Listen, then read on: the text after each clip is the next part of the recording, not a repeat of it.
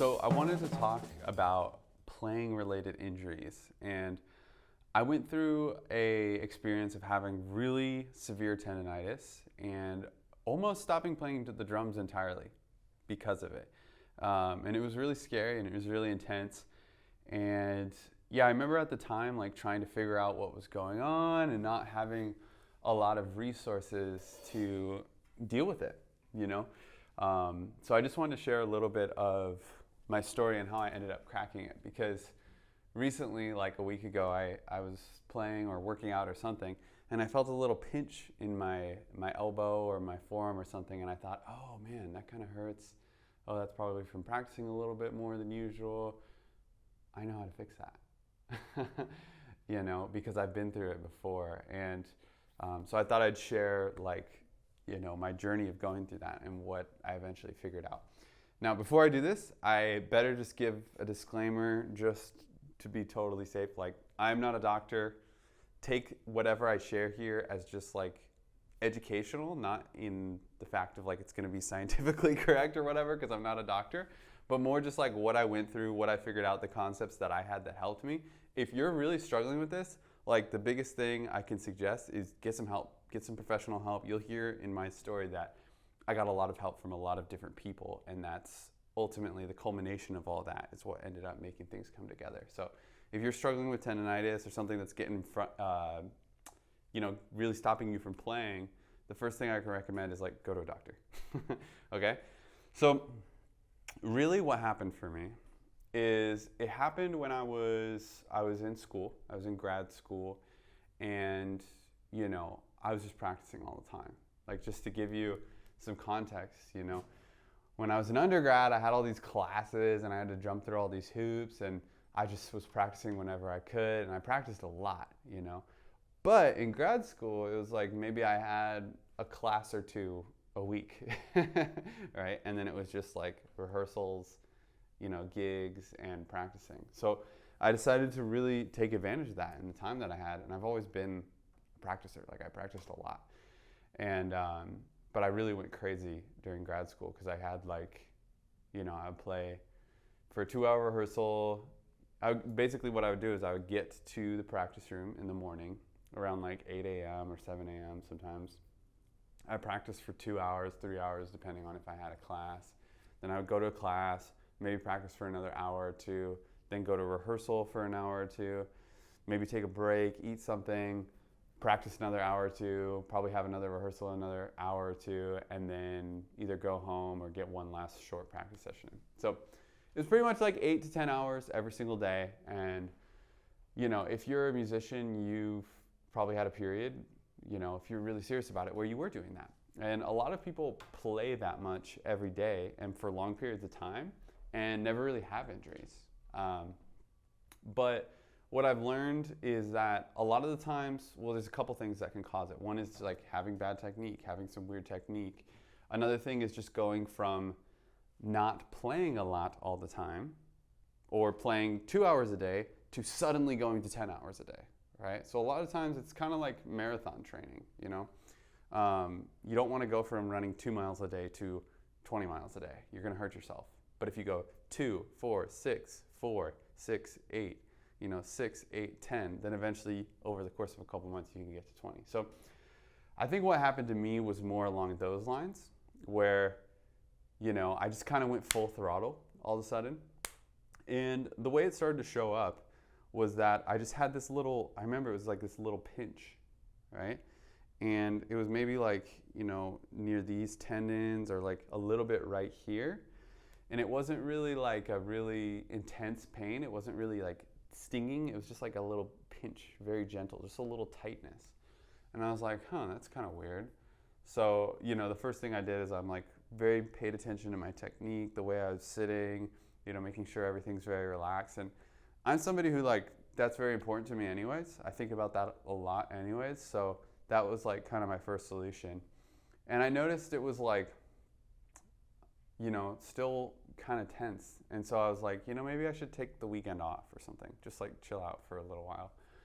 And so I did that. And then the next week I went back to my normal schedule. And instead of like a little tension, it like a little like pinch, it was like a little sting, right? So it like started to build up a little bit. And I was like, oh, that's kind of annoying, but I have so much I need to do. Like, I'm in grad school, I'm really trying to make the most of this, trying to become the best drummer that I can be. There's so much that I need to practice for. So I noticed that. I was frustrated by it. I was like, okay, I'm gonna practice only 6 hours a day instead of 10 hours a day for a little while, which you can see where this is going. But so I did that, and it started to get worse. And I noticed it to start to like spread up my arm, and it would kind of follow this line, right? And so it was starting to get really bad to where, my whole arm kind of hurt, and I could start to feel it like going down this part of my arm too. So it was kind of like, it's two spots. It was like this right here in the top, like the middle down to like my forearm, elbow, and then this outer part of my forearm as well down to the elbow. And I really felt it intense here later on. So around this time, I was like, this is really starting to be bad, and like just a little foreshadowing here, like I tend to be somebody who works a lot. I like to do a lot. I like to go hard. I like to practice a lot. I like to pull the late nights to get it done. I've always kind of been that way.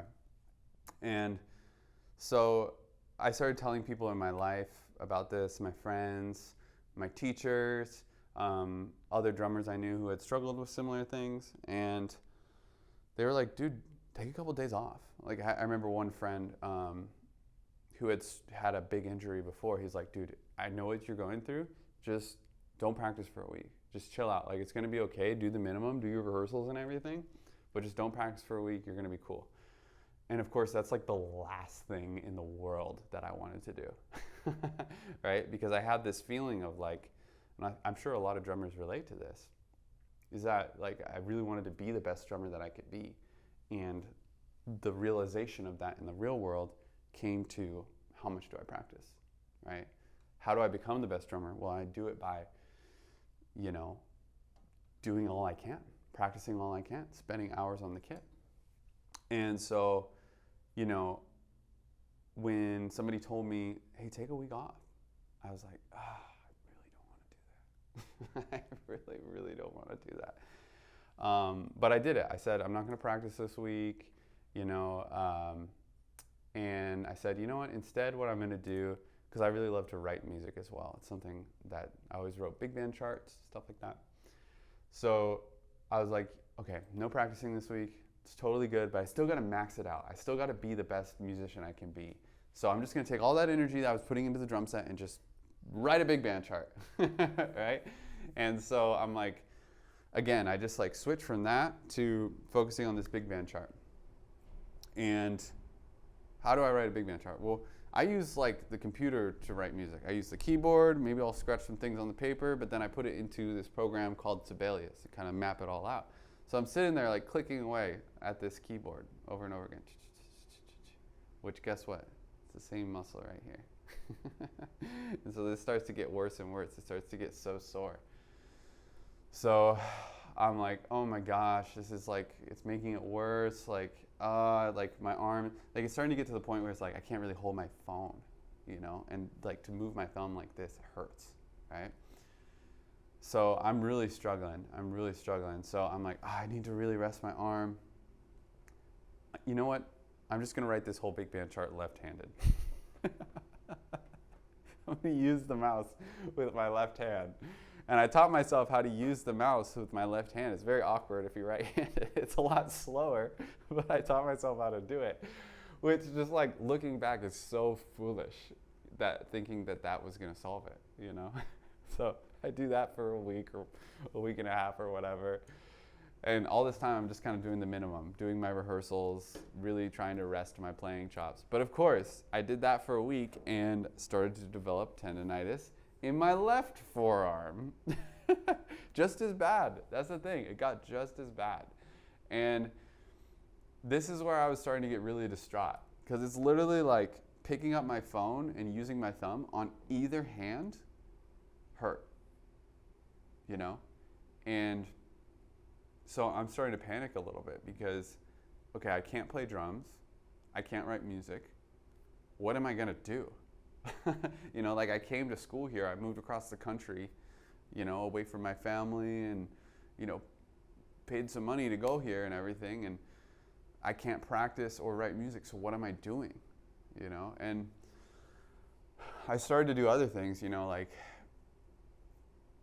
I got into a lot of listening, always been into that, and just was like, how can I practice by listening? How can I think through things? I was doing a lot of that kind of stuff. But also, like, what I started to find is that, you know, in taking time, I was like, now I'm like, I get it. I'm not going to write music. I'm not going to play drums. I'm not going to touch my phone. I started wearing these wrist braces that when I slept, that would put my wrists in like a straight position, and it actually helped the muscles feel much more relaxed when I woke up. But I'm like, I started taking these breaks. I would take 2 weeks off, just not really play for 2 weeks. I started like subbing out a rehearsal or two because I needed the rest. And everything would relax, you know, my wrists would get better. And then I would go to play, and I'm like, oh, cool, now I can play for an hour at a time without everything getting messed up. And then the next day, I'd be like, oh, actually, after 45 minutes, it gets messed up. Oh, and then the next day, it's like, okay, after 10 minutes, it's really tense, right? I'm like, okay, so then I'm going to take another break, right? I'm going to take more time off, take 3 weeks off, whatever. All of a sudden, I come back, oh, I can play for 45 minutes in a row. Oh, that's weird. Last time it was an hour, right? Okay. Next day, I can only play 20 before it starts really hurting. Okay, so I'm starting to see these diminishing returns where people are telling me, take a break, take some time off. And then I would take time off and it would start to feel better. The muscles would all relax. I would stop feeling so much pain. And then when I came back to the drums, it was diminishing returns. It would escalate quicker. It would get worse quicker. And it started to be really painful. It started to be really painful, not just physically, of course, but emotionally. Because this is where I started feeling like stuck, dude. It's like, this is who I am. This is what I do. Who am I if I'm not somebody who can work really hard at the drums and get really good? Like, at least, you know, it's never been about like competition, but more competition with myself, you know? How can I be the best drummer that I can be, right? How can I be the best version of myself? And for me, that was all about playing the drums as much as possible, practicing as much as possible, writing music as much as possible, doing everything I could.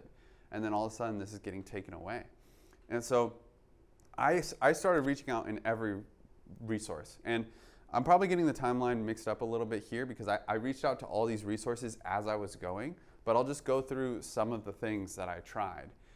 Because as I was realizing I couldn't spend all my time on playing the drums, I was realizing, okay, so that means I have to spend all my time and put the same amount of intention and focus and having to be the best version of myself that I can be into getting better, into like getting better physically, into recovering. And so I started to do that. I was like, you know what? I'm going to attack this. I'm going to figure out how to make my wrists relax. And so I started to do a lot of things. I reached out to friends. They told me to take breaks. I told you about the diminishing returns. I told my teacher. I was really disappointed when I told my teacher, and he just said, I had never struggled with anything like that. In all my 40 or 50 years of playing the drums, I've never had a playing injury ever. And he told me some things, do some stretches, you know, take some time off, maybe some icing, some heating. But he's like, I really haven't dealt with it. You know, talk to this person. You know, he had students who had dealt with it. He hooked me up with them. And he also, I do have to give a lot of thanks to him because he was very understanding in this period. Because he was somebody who pushed drummers, and I was struggling. And he gave me a lot of space, and he helped me figure out other ways to, you know, still make progress. And he kept my hopes up too. So I really appreciated that. But I couldn't find a way to fix it, you know? So I was going to a school which, you know, I'll just shout them out. At Indiana University, they have a arts performance physical therapist, basically. I don't remember the exact thing, but they're great people, wonderful people. I wish I remembered the name of my PT who helped me there, because she was awesome. I saw her every week maybe multiple times a week for months. Went over there. You know, they specialize in like performance related injuries. Mostly they helped out like ballet people, but they had a lot of string players and drummers and different people who went through things over the years. So I went over to her. She really helped me. She did this thing called Graston, and she also just did like a lot of really deep massaging work. But basically it's where you take, you know, it looked like the back end of a butter knife, like a smooth, and just, she would lotion up my arm and then just dig into my arm. And the idea is that you're loosening up the scar tissue so that it allows things to heal in the right way. I'll get more into detail about what I learned about that in a second here. But she started doing that, and it was like along the times that I was taking breaks, and I started to see some, like I would get like longer intervals that I could play, or I wouldn't have to rest as much. I started to see higher returns from doing that.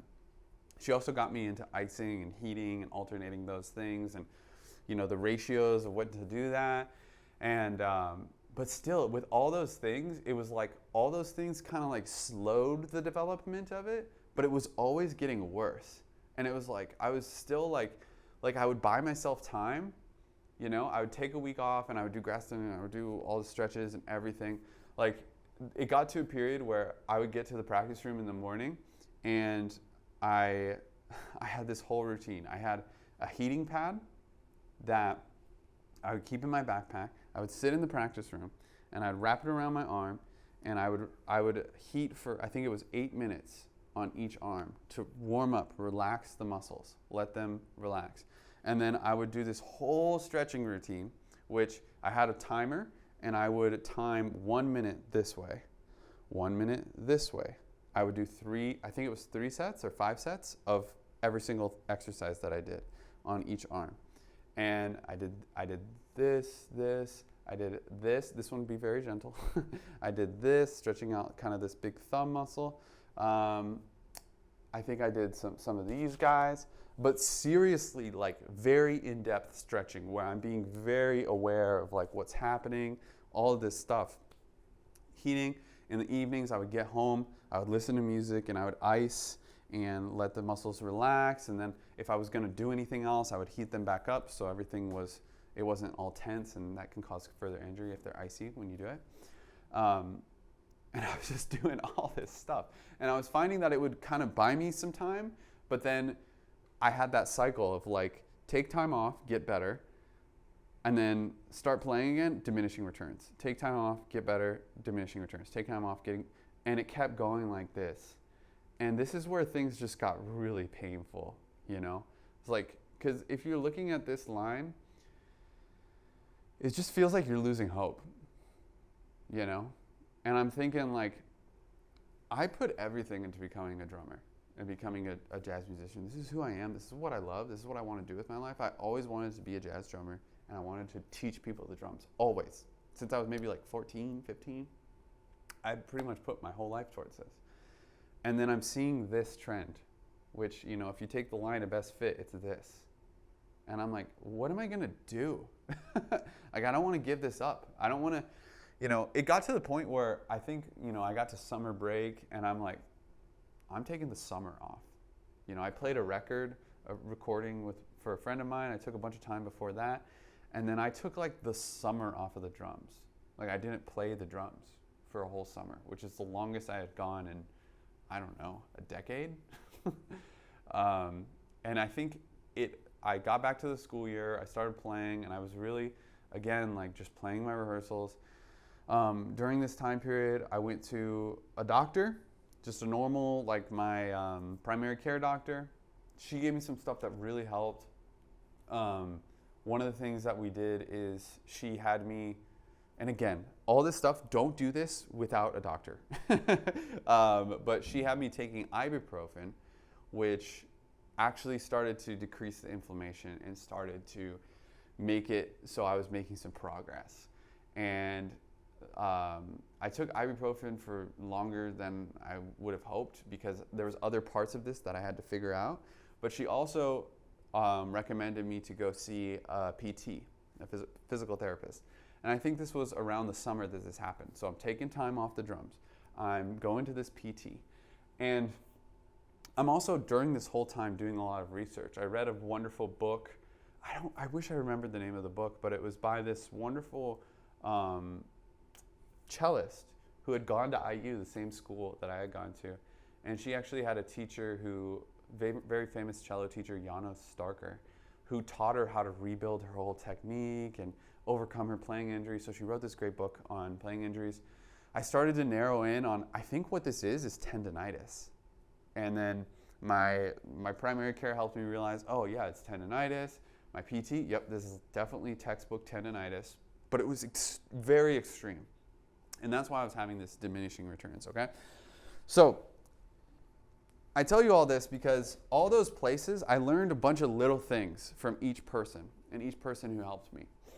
And when I got to this point, I have to say this before I'm going to talk about the thing and the structure and the thing that I understood that helped me actually solve this once and for all. And now if I have a playing injury, I'm not worried about it at all because I know how to fix it. But before that, I need to tell you is like I said, this was happening and I just felt like I'm not going to play the drums anymore. But also just deeper is like, I always put myself into the drums, you know? I was like starting to feel like, who am I if I'm not somebody who practices all the time? Who am I if I'm not somebody who works as hard as he can? Who am I if I can't pour myself into something, if I can't push to be the best version of myself that I can be? And that was very depressing. That was really sad. That was the hardest part of all of this. And I think that was what was limiting me from actually figuring it out, because I just saw myself as this person who works hard, and that's why it made me write the big band charts and then write them left-handed, and then also not take long enough breaks and not be patient with recovering and figuring it out, is because I didn't leave room for myself to like struggle, you know, to not be the best version of myself, but actually kind of be weak for a little while, you know, and need help, because ultimately I needed help from not just my own research, but also from other people, different mentors and people who were helping me, and I had to ask for a lot of help to get there. And I remember having this conversation with somebody who cared about me at the time, and I was like, I just feel so bad because I can't practice as much as I want to. Because of that, I'm not doing the best that I can. I'm not being the best drummer that I can be, and that's who I'm supposed to be, and I don't know how I'm going to be a great jazz drum set teacher or how I'm going to achieve all the things that I want to achieve if I can't work that way, because that's what's got me where I've gotten in life. And so he asked me, he's like, okay, so you're in a couple ensembles, right? I was like, yeah, like I'm in this big band at the school. I have my own band that I play with. And he asked me like, okay, how are those going? And I'm like, well, I don't have as much time to prepare for them as I'd like to. I'd like to be practicing more for them. And he's like, okay, well, the people in your groups, like, are your teachers happy? I was like, well, yeah, they haven't said anything. Okay, the people in your band, have they said anything about it? No, they haven't said anything about it. And then he asked me like, so where's all this coming from? Me. Yeah. All that pressure, all that like having to push, all that having to work harder, all that like pain I was putting myself through was just from putting a lot of pressure on myself to be something, to not feel like it was good enough unless I was doing everything or something like that. And that was really the problem. That was the underlying thing that caused all of this, and then also that prevented it from getting better. And when I did that, when I figured that out, that was that was really painful to figure out, you know, because ultimately it meant, and this is why I love the drums and playing music, because it forces you to learn these things. It meant that there was a part of me that I had to let go, that it wasn't really serving me anymore. and that if I was going to get past this injury and all these other things, that I would have to move into something else or let something go, a part of me. Really, like kind of like get rid of the old me and let something else come in. And so I did. And that was also really sad. That was really painful. And ultimately what it did is, instead of like having to be this person who puts all the pressure on themselves and they have to do everything in order to really get everything done, instead I started to rely on the people around me. You know, I started to ask people for help. I started to be more open with what I was struggling with. Because a lot of people, they just thought I was fine, you know? And as I did that, it just like freed me. I felt so much better. It really opened my brain, and then I started to see more possibilities of how I could solve this. And it also took a lot of the pressure off of me having to like work super hard to figure this out so that I could achieve all my dreams or something. You know, I laugh at that person now, but that's who I was. And so once I did that, that's where things started to really turn around. And I think even just letting go of that released a lot of physical tension in my body, which is wild. It's so wild.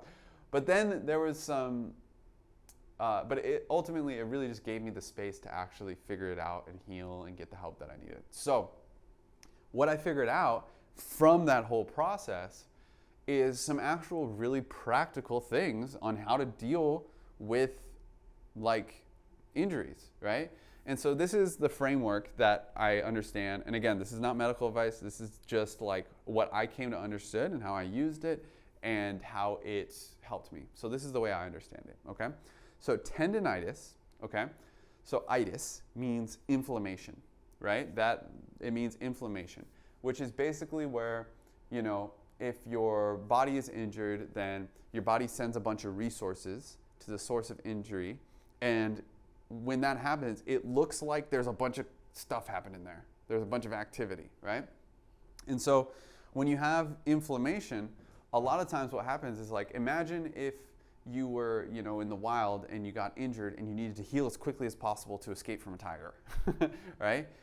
You would just like tape your arm back together and run away because you don't have time to deal with that. And that's what happens with our bodies sometimes, is that inflammation is actually a good thing. It's what heals your body, right? It's your body trying to send resources to the place of injury so that it can recover. But if that happens and it's too inflamed, then it can't recover correctly. It's like things are too clogged up. Like think like the highway's too clogged up, and then it can't like get the right ambulances that are gonna tape your knee together. It's an analogy. I understand.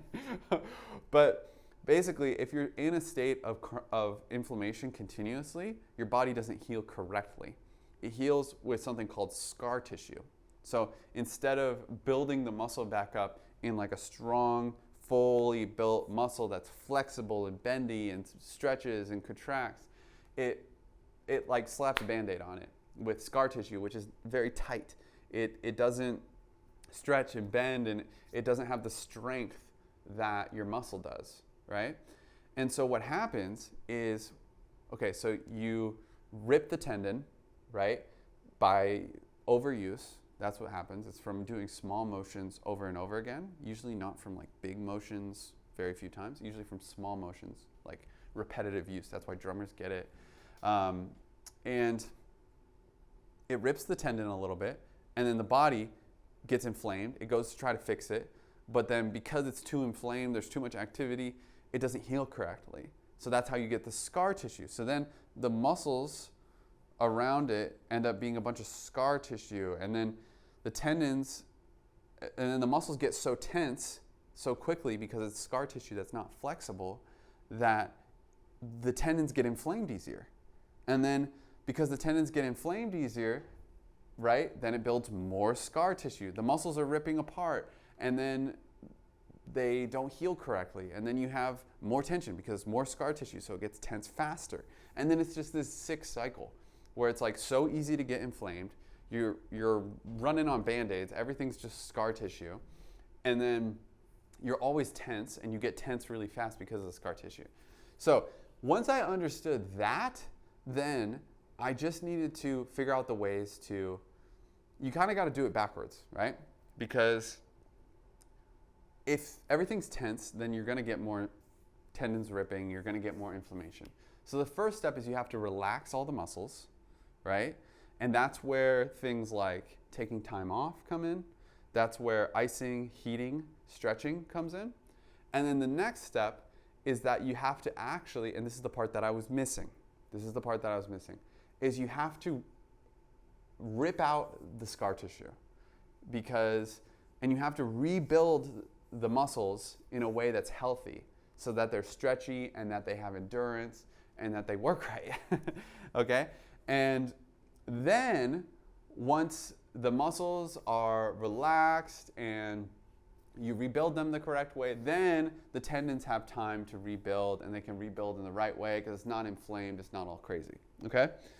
So basically, when I started to understand that, that's when I started to feel like I actually had control over the situation, okay?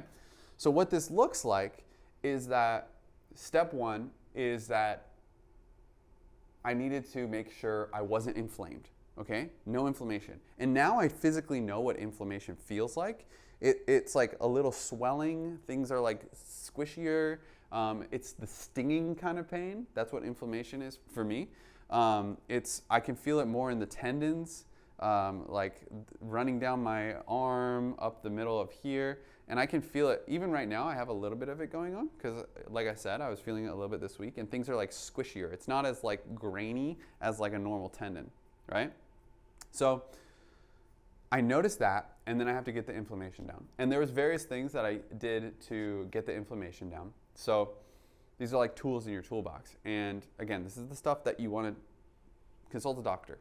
One was that taking ibuprofen. Ibuprofen reduces inflammation. As to like how often you should take it and the dosage, be very careful. Talk to a doctor because ibuprofen messes with your gut, I believe, and so you don't want to be on it for too long. There's also other ways to reduce inflammation. So I did that. That helped a lot. The other thing was icing. Icing reduces the inflammation, right? So if it's all inflamed, throw an ice pack on there. I would do 20 minutes on, 20 minutes off. Sometimes I would alternate with heat. That's fine. A lot of people say that that's bad or it's good, and I think it's fine. But I would ice it, and that would reduce the inflammation. The other thing that would reduce the inflammation is taking breaks. That's what the breaks are good for, is it turns down the inflammation. So between really those three things, I think that's the three main things I did for the inflammation. I was able to get it to where it didn't have that stinging pain anymore, right? And then I'm in good shape, okay? So once that's done, then the next step is relaxing the muscles so it doesn't get inflamed again, okay? And maybe those two go hand in hand. Maybe you relax the muscles first and then reduce the inflammation. But anyways, you need to get the muscles relaxed, because if the muscles are tense all the time, then you're just gonna go inflamed again. And it's kind of pointless to always be taking ibuprofen or always be icing. If the muscles are just tense all the time, it's just going to go back into a state of inflammation all the time, okay? So instead, it's better to get everything relaxed and then reduce the inflammation so that it can stay in that state. So to relax the muscles, there's other things you can do. One is stretching. Stretching doesn't do anything to inflammation. It relaxes the muscles. It stretches out the muscles so that there's no tension. The other thing that relaxes the muscles is cold does it a little bit, but it doesn't like stretch them out. It contracts them. So actually heat relaxes the muscles. That's how you get them all nice and loose. That's why I would do it in the mornings before my practice sessions so that I could move again. So you relax the muscles. So you got stretching, you got heat. Those are the main things. Those are the main things that relax the muscles. There's other things you can do. Massage is actually a different category, although it has the side effect of relaxing the muscles as well, depending on how hard it is, right? Sauna can also relax the muscles, hot tub, stuff like that, okay? So you got reduce inflammation, you got relax the muscles, and then this is the step that I was missing. This is the step that I was missing all the time, is you have to break up the scar tissue and replace it with healthy muscle tissue. Because otherwise you're just going to be in that cycle. It's like throwing a Band-Aid on it. You're just like stretching and taking ibuprofen, and you don't want to be there, okay? And I actually think that you could technically just do this last step and the other ones wouldn't really almost need to be done. but it works best if they're all done together in rotation. And it's breaking down the scar tissue and replacing it with healthy muscle, okay? The ways that you do this is like deep massage. This is what that Graston technique was, right? Is that it's going in and it's breaking down all the scar tissue and ripping it out, the stuff that's not flexible, so that, you know, once the muscles are relaxed and there's no inflammation, that the body can heal in the correct way. Now, if everything is inflamed, this doesn't really help because, you know, it's just going to be inflammation. It's just going to make more scar tissue. Okay, so you got to get the inflammation and the muscles relaxed, and then go in there and just really, really break it up. Okay, that's something you want a professional to do for you. These are very tender little muscles. Like, be careful in there. You don't want to be just going in there and just manhandling it. You want somebody who knows what they're doing. So like ideally a PT. Okay, so you break up the scar tissue with something like a deep massage. I had this one PT, she was my homie. I would go in there like 2-3 times a week, and she would just dig into my arm, and it was super painful. And then I got a guy in Chicago who helped me when I had another little flare-up, who I just called him my torture buddy, because he would go in my arm and just dig in there, and it hurts really bad, but by the time you're done, it feels really, really good. It's really relaxed. So you go in there, that breaks it up. The other thing that breaks it up is weight training. Weight training. This is important. So the way I understand it, again, not a doctor, but what has been useful for me is that drumming is like repetitive. It's a very small, lightweight, many times. And same thing with running. It's like, it's not heavy weight, but it's just over and over and over and over and over. And same thing again. That's how usually tendonitis happens. The opposite of that is super heavy weights for low reps. And usually tendonitis is not affected by those things. Again, I'm not a doctor, consult a doctor, okay? But this has been useful for me. So doing super heavy weights, that actually rips apart the scar tissue and forces the muscles to like build back in a better way, okay? Again, you want to get the muscles relaxed and everything, whatever, no inflammation. But if you can do heavy weight training, then it should help the muscles start to break apart. And I literally felt this. Like, I just remember when my flexibility was so little, I could put my wrist this far because it was all scar tissue. I mean, now I can do this, right?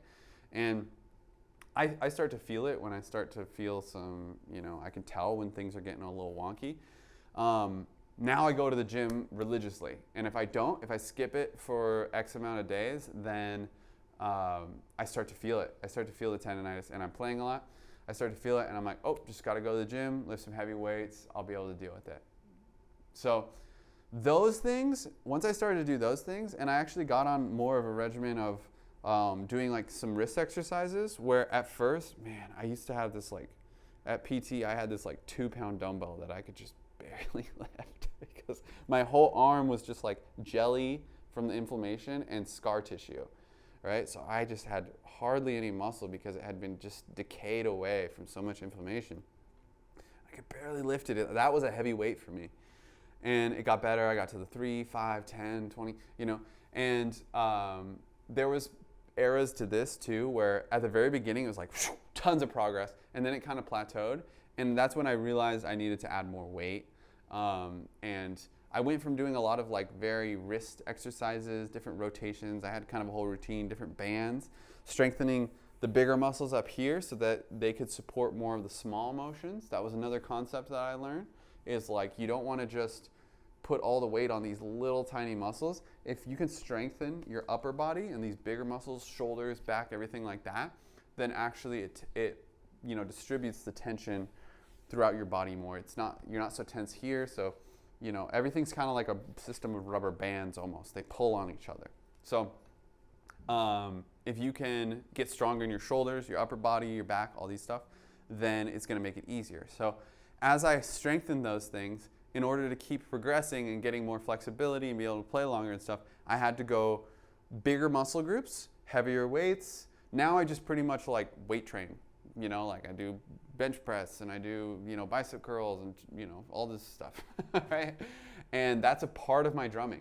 That's a part of who I am now. Another thing I would add is in the relaxing muscles things is doing full body stretches, yoga, stretching out your hamstrings. I find when I'm having wrist or ankle problems, I have ankle problems sometimes from playing the bass drum, that if I stretch my lower back, then the ankle problems go away, right? These are things that I've learned over the years from wonderful PTs who helped me. And that's just kind of my toolbox now, right? So I get little, things hurt sometimes, but I just know how to deal with it now. And then the other thing that's overriding all of this is that I still practice a lot. I still practice, I'm practicing like 3-4 hours a day these days. But if I'm starting to get injured, I take the time to take care of myself. And I trust that, it's not that I need to like be this guy who's like the best you can ever be. No. Part of being that guy is being able to slow down and take a pause and take a rest and take a break and take care of yourself, and then also be able to ask for help from people who can help you, from your doctors, your PTs, your buddies who have been through it. I mean, if you're going through it right now, message me. Like, I'll help you. I've been through a lot of this stuff, and I've helped a lot of other people with this sort of thing. Just because when I went through it, it was really tough. It was really tough, and it almost kept me from keeping on going. But I have to say, this is why I love the drums, because going through that taught me a lot about who I am, and it forced me to grow into a stronger person. And if you've been playing for long enough, you just know that that's what this is all about. Like, you're going to play the drums because it's going to force you to become a stronger person. It's going to force you to be a better friend. It's going to force you to, be a better part of your community if you want to keep going with it. And so that's why I keep doing it. Because time and time again, this thing, I have given a lot to it, but it gives way more back than I could ever give to it. And that's why I'm going to keep doing it. That's why I hope you keep doing it too. If you're struggling with an injury, keep going. You're going to be okay. Have fun.